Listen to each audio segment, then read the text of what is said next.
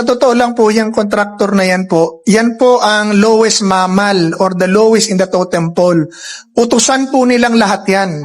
Pag sinabi nilang 10%, 10% bibigay niyan. Pag sinabi nilang 50%, 50% ang bibigay niyan. So hindi ho yan ang mastermind. Ang mastermind dyan, kung sino may hawak ng pondo at may control dun sa district engineer. Sino ba yon? Sino? Hindi nga, anong pwestong buhaya? Congressman! Congressman naman ang nasusunod eh. Pagka ayaw ng DE, district engineer, ito po ang nagpapabid. Ito ang nagde-design, ito nagpapabid. Sila nag-check, supervise.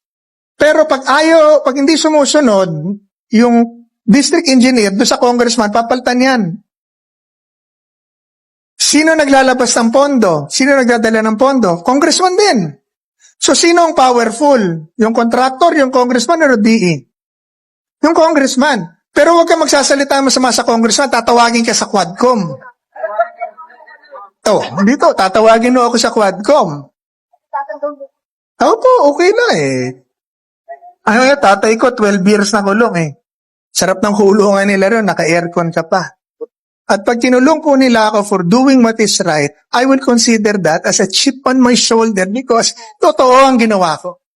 Usap-usapan ngayon ang umano'y pagkakasangkot ng ilang kongresista sa mga substandard na flood control projects at mga ghost project na wala naman talagang nagawa. Totoo nga ba to? O isa na namang issue na ilalampas lang sa baha ng kontrobersya?